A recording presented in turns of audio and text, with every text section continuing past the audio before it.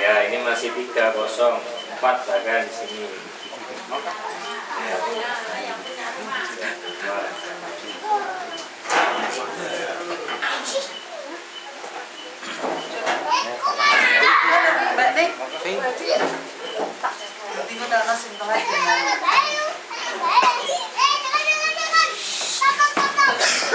Mari kita mulai.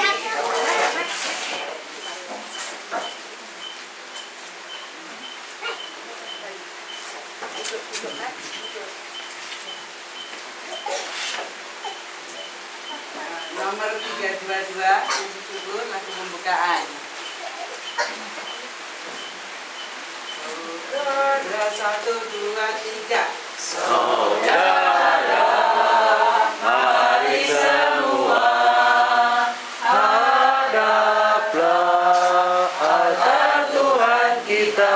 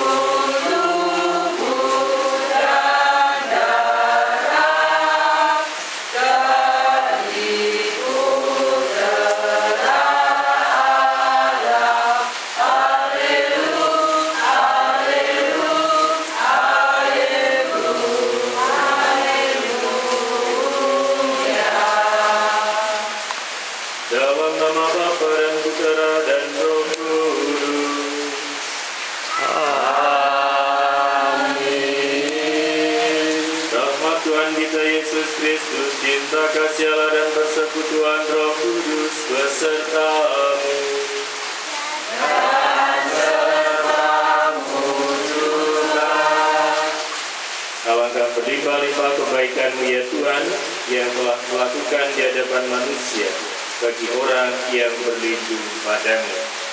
Bapak Ibu saudara-saudariku yang terkasih, pada kesempatan hari ini kita patut bersyukur karena rahmat Tuhan kita boleh dikumpulkan di tempat Bapak Petrus. Kita ada berdoa agar persaudaraan warga lingkungan Santa Maria Bunda Allah Katang senantiasa lebih erat.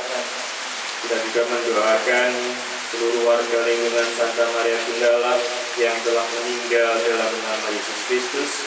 Secara khusus kita berdoa bagi Bapak Martinus Nyoto, Mbah Marwan, Mbah Kasina, Mbah Warso, dan Mbah Monika Sukira. Marilah jawab pelayan Ekaristi ini kita memeriksa batin kita dan kita akui segala dosa kesalahan kita di hadapan Tuhan dan sesama.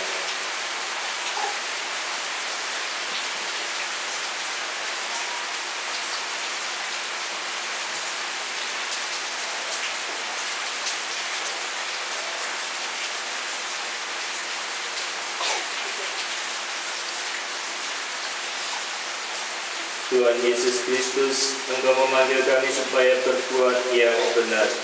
Tuhan, kasihanilah kami. Tuhan, kasihanilah kami.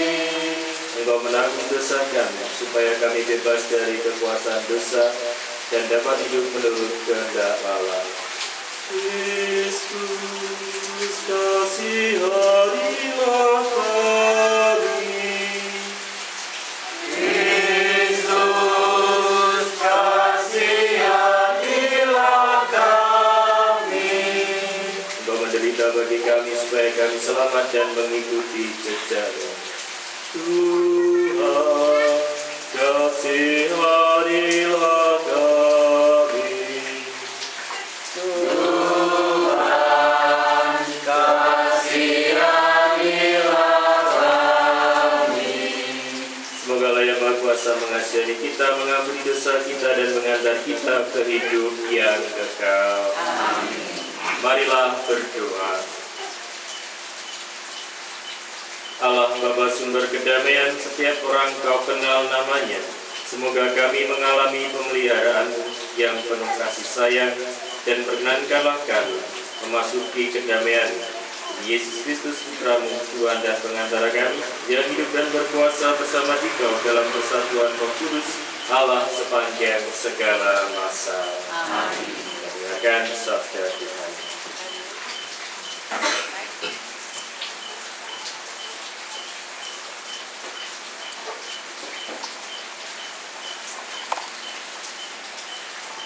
Bacaan diambil dari Ibrani 11 ayat 2 sampai 40. Saudara-saudara, berkat iman para leluhur kita telah mendapat pujian. Waktunya tidak cukup untuk menceritakan keunggulan iman mereka satu persatu. Misalnya tentang Gideon, Barak, Samson, Yefta, Daud, dan Samuel, dan para nabi. Berkat iman, mereka menaklukkan kerajaan-kerajaan, mengamalkan kebenaran, menikmati apa yang dijanjikan Allah, menutup mulut singa-singa, memadamkan api yang dahsyat. Mereka telah luput dari mata pedang, telah beroleh kekuatan dalam kelemahan, telah menjadi kuat dalam peperangan, dan memukul mundur pasukan-pasukan tentara asing.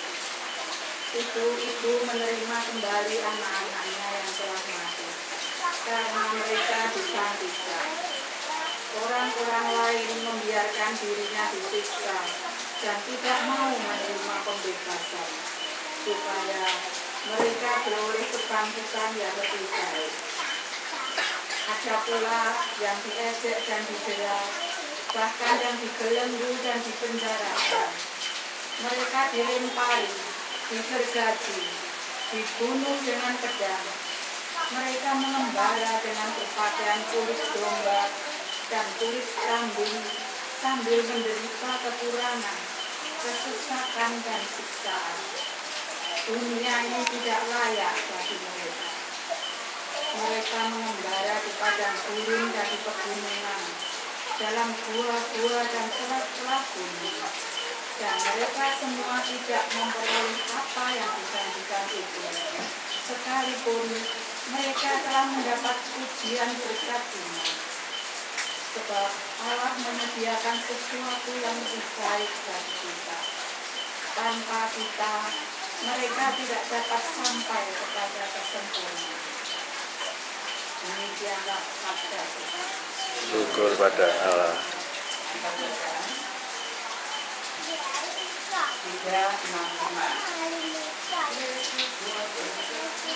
1, 2, 3. Yesus bersabda, Tinggallah padaku, aku pokok anggur, kamu rantingnya. Ini kau utus, wartakan sabdaku, warta sukacita.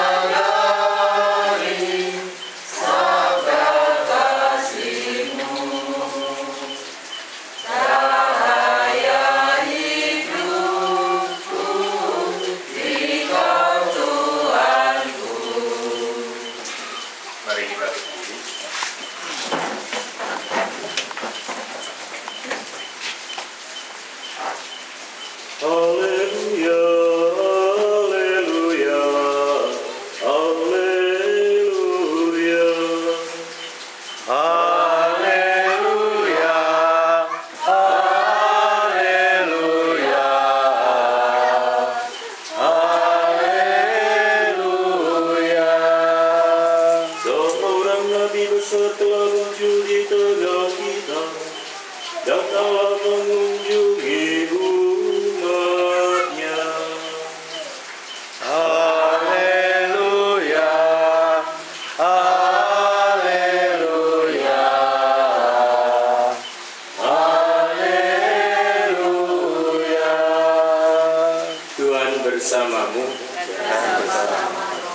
Inilah Injil Yesus Kristus menurut Markus.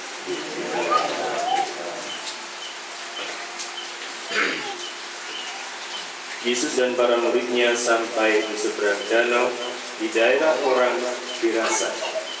Baru saja Yesus turun dari perahu, datanglah seorang yang kerasukan roh jahat menemui dia. Orang itu diam di pekuburan dan tidak ada seorang pun yang sanggup mengikatnya, biar dengan rantai sekalipun. Sudah sering ia dibelenggu dan dirantai, tetapi rantai itu diputuskannya dan belenggu dipatahkannya. Tidak seorang pun cukup kuat untuk menjinakkan dia. Siang malam ia berkeliaran di pekuburan dan di bukit-bukit sambil berteriak-teriak dan memukul dirinya dengan batu. Ketika melihat Yesus dari jauh, berlarilah ia mendapatkannya, lalu menyembahnya, dan dengan keras ia berteriak, "Apa urusanmu dengan aku, hai Yesus, Putra Allah yang Maha Tinggi? Demi Allah, jangan siksa aku." Sebab sebelum itu Yesus telah mengatakan kepadanya, "Hai engkau roh jahat, keluarlah dari orang ini." Kemudian Yesus bertanya kepada orang itu, "Siapa namamu?" Jawabnya, "Namaku Legion, karena kami banyak."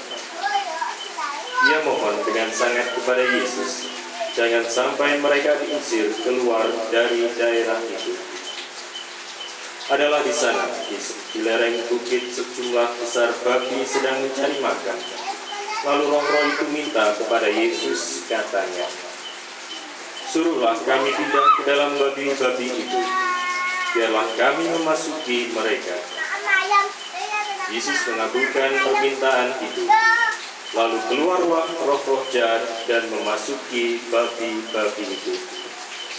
Kawanan babi yang kira-kira 2.000 jumlahnya itu terjun dari tepi jurang ke dalam danau dan mati lemas di dalamnya. Maka larilah para penjaga babi dan menceritakan peristiwa itu di kota dan di kampung-kampung sekitarnya. Lalu keluarlah orang-orang untuk melihat apa yang telah terjadi. Mereka datang kepada Yesus dan melihat orang yang tadinya kerasukan legion itu duduk, sudah berpakaian dan sudah waras. Maka takutlah mereka. Orang-orang yang menyaksikan sendiri peristiwa itu bercerita kepada mereka tentang apa yang telah terjadi dengan orang yang kerasukan setan dan tentang apa dan dengan babi-babi itu. Lalu mereka mendesak Yesus supaya ia meninggalkan daerah mereka. Pada waktu Yesus naik lagi ke dalam perahu, orang yang tadinya kerasukan setan itu minta agar diperkenankan menyertai Yesus. Yesus tidak memperkenankannya, tetapi berkata kepada orang itu, "Pulanglah ke rumahmu, kepada orang-orang sekampungmu, dan beritahukanlah kepada mereka segala sesuatu yang telah diperbuat oleh Tuhan atas dirimu, dan bagaimana ia telah mengasihani engkau." Orang itu pun pergi dan mewartakan di daerah Dekapolis segala sesuatu yang telah diperbuat Yesus atas dirinya, dan mereka semua menjadi heran. Demikianlah Injil Tuhan.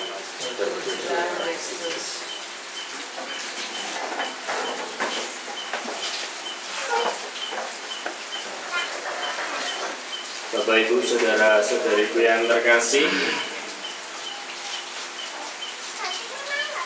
ketika Yesus datang, orang yang kerasukan setan itu langsung menyongsong dia. Bayangkan kalau kita melihat Yesus datang, mungkin kita malah bukannya menyongsong tapi malah lari. Tiba-tiba malam-malam ditambahi, akulah Yesus. Wah, langsung pasti hantu. Tetapi lihat, menariknya, dikatakan Yesus dan para muridnya sampai di seberang danau.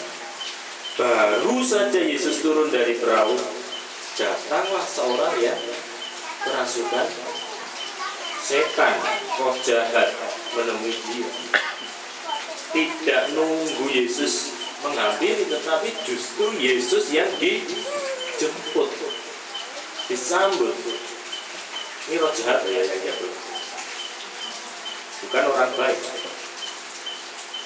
Ini mau menggambarkan betapa roh jahat sekalipun tahu kalau itu Yesus.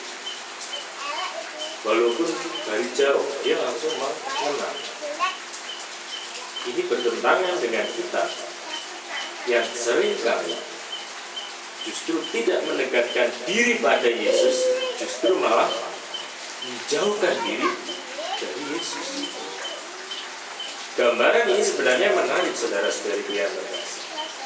Kalau roh jahat itu datang supaya dia jangan dibinasakan,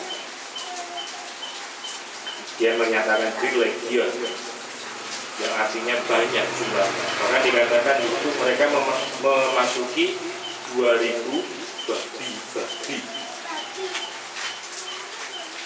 Yang mau saya katakan di sini, ketika roh jahat itu mengenali Yesus, mereka minta belas kasih supaya tidak dibinasakan. Kita yang mengikuti Kristus, apakah kita itu berani seperti roh jahat tadi? Datang kepada Yesus, memohon ampun, bahkan kalau perlu sampai merendahkan diri serendah-rendahnya. Kenyataannya, saudara-saudari yang terkasih, kita itu sebagai pengikut Kristus seringkali lupa diri.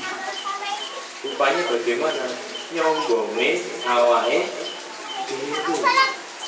Ya enggak? Kalau enggak percaya saya tes. Kalau enggak percaya ya. Berapa kali membaca kitab suci? Setiap hari? Tidak pernah. Nah, saya mau menanyakan sudah ada yang ngomong. Saya masih mau gini sudah muncul. Berarti dia langsung takut datang kepada Yesus. Dulu pernah kalau. Dulu pernah. Wah, nah, sekarang harus lagi. Kalau dulu pernah, sekarang harus lihat. Padahal Yesus sendiri mengatakan apa? Sabdaku adalah jalan, kebenaran, dan hidup.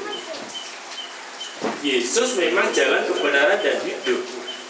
Tetapi tidak akan pernah mungkin kita itu kalau mau menuju Yesus tanpa pernah mengenal Yesus di dalam mana kitab suci. Nyawang kitab suci ya. Ini HP di sebelahnya, mana yang lebih diambil? Iya kan? Nah, ini konkret Bapak Ibu saudara-saudariku yang kitab suci, HP, komputer. Mana yang pertama? atau komputer atau HP. Kitab suci ini sekelas. Yesus ada di sana. Bukannya kita datang dulu, Tuhan, aku mau datang kepada Anda. Enggak. Tuhan bisa. Yang iya yang. Pi kemana? Ada kitab suci di sini. Konangan loh. Aku loh. Itulah. Saya kasar nih. Kita sering kali kalah dengan siapa tadi? Siapa tadi? Legion. Tahu Yesus dari jauh, dia langsung datang mengambil glosor, Tuhan jangan binasakan kami. Kita ada kitab suci di situ, Tuhan sih. Ya, kita seperti itu. Inilah iman kita, saudara-saudariku yang terkasih. Saya tidak mau mengatakan ya kita belum beriman, tidak. Kita itu sudah punya iman. Cuma seringkali iman kita itu dikalahkan dengan godaan-godaan dunia. Bukan cuma Anda, kami para romo, suster itu juga terkena godaan yang sama. Saya juga punya HP. Nek enggak tak taruh, saya itu bisa tidur lewat jam 1. Melayani umat itu sampai malam itu bisa sampai jam 1. Kadang ada umat yang kurang kerjaan, Romo belum tidur, gara-gara jawab ini belum tidur. Ya enggak? Romo kok belum tidur, ya gara-gara jawab ini belum tidur. Saudara-saudari yang terkasih, memiliki kemauan untuk mau datang kepada Yesus ini tidak mudah. Saya katakan tidak mudah karena godaannya di zaman sekarang ini jauh lebih besar. Walaupun kita sudah datang kepada Yesus dalam perayaan Ekaristi, coba Anda perhatikan kalau di gereja, tubuhnya itu datang, tubuhnya di gereja, tetapi rohnya kemana? Belayar kemana? Aku meneng kadang, waduh, romonya kalau khotbah luar biasa, bisa bikin ngantuk. Seringkali kita lupa siapa yang bicara, Tuhankah atau romonya kah? Kalau Anda dan saya mencari Tuhan, maka kehadiran kita menghadap Tuhan adalah kehadiran diri saya seutuhnya, yo pikiranku, yo hatiku, yo tubuhku. Bukan hanya tubuhku yang hadir di sini, tetapi pikiranku ke sana, hatiku ke sana. Inilah suatu tantangan bagaimana kita dihadapkan roh jahat yang sedang merasuki seseorang pun ketika dia melihat Yesus, dia datang sujud menyembah. Kita bukan roh yang jahat. Harusnya kita jauh lebih baik daripada roh jahat. Kita sudah dibaptis, kita sudah mengakui mengimani Yesus. Seharusnya kita jauh lebih baik daripada roh jahat. Tanpa melihat Yesus pun kita datang kepada Dia untuk sujud dan menyembah. Dan menariknya Bapak Ibu saudara-saudariku yang terkasih, orang yang sudah disembuhkan, dibebaskan tadi, kan pengen ikut Yesus kan? Apa yang dikatakan Yesus? Apakah Yesus mengatakan ya sudah ikut aku? Tidak. Yesus menolak dia. Apakah Yesus tidak mau diikuti? Bukan. Tetapi justru Yesus ingin dia itu bersaksi. Maka dikatakan tadi, pulanglah ke rumahmu kepada orang-orang sekampungmu dan beritahukanlah kepada mereka segala sesuatu yang telah diperbuat oleh Tuhan atas dirimu dan bagaimana Ia telah mengasihi engkau. Artinya, ketika orang itu sudah datang kepada Yesus, dia itu tidak diminta untuk duduk diam di gereja enak ikut Yesus, tidak. Tetapi apa? Pergi. Kalau kamu sudah datang kepada Yesus, pergi, lungo, bukan meninggalkan Yesus. Ya, ini jangan dikira terus meninggalkan iman akan Yesus, bukan. Tetapi pergilah, jadilah saksi atas karya keselamatan Tuhan. Nah, nanti kalau ini salah diartikan, aku datang kepada Yesus diusir kok, berarti saya tidak boleh datang. Bukan. Setelah kita datang kepada Yesus, justru kita diminta pergi untuk menjadi saksi. Tunjukkan dirimu itu sudah dikasih oleh Tuhan. Buktinya apa? Ya, saya boleh hidup, saya dapat rezeki, boleh punya rumah, saya boleh dapat makan, saya boleh punya keluarga, saya boleh bekerja, saya boleh menyekolahkan anak. Ini adalah wujud konkret kasih Tuhan di dalam hidup kita. Dan seringkali kita lupa mewartakan ini. Kecil, sepele. Kita seringkali nunggu mujizat yang besar loh. Mujizatnya mintanya apa? Minta mujizat apa? Minta mujizat biasanya, Tuhan, ini yang seringkali terjadi pada orang-orang yang sedang mengalami pencobaan, orang yang sedang sakit, ya, terutama sakit parah. Pengennya apa? Sembuh kan? Kalau yang sakit ini meninggal, dianggap sebagai Tuhan tidak adil. Justru kalau dia meninggal, seharusnya kita bersyukur. Dia lebih dulu berjumpa dengan Tuhan. Cara kita memandang sesuatu seringkali, saudara-saudariku yang terkasih, membuat kita lupa meletakkan di mana iman saya ini. Maka kalau kita bisa meletakkan dengan benar iman kita, maka kita bisa memandang segala sesuatu, entah itu persoalan yang sulit, entah persoalan yang seberat apapun. Kalau kacamata imannya itu pas, nah itu kan kacamata. Kalau itu dilepas, dihaur, kalau dipakai pas loh. Ibaratnya iman itu, kalau imannya itu diletakkan pada kacamata yang pas, peristiwa apapun kita bisa melihat itu adalah Allah yang sedang berbicara. Maka saudara-saudariku yang terkasih, Injil hari ini mau mengajak kita, datanglah kepada Tuhan. Datanglah. Dalam situasi apapun, datanglah. Jangan justru lari. Dan ini perlu pembiasaan sehari-hari. Kalau kita sudah datang kepada Tuhan, pergilah. Pergilah bukan berarti meninggalkan Tuhan. Pergilah dan tunjukkanlah kepada saudara-saudaranya betapa baiknya Tuhan di dalam hidup kita melalui kesaksian hidup kita. Dan satu kunci yang membuat kita bisa melakukan semuanya itu adalah iman akan Kristus sendiri. Maka saudara-saudari yang terkasih, mari kita dari hari ke hari memupuk iman kita tahap demi tahap melalui sabda Tuhan yang kita dengarkan di dalam kitab suci. Tuhan memberkati kita.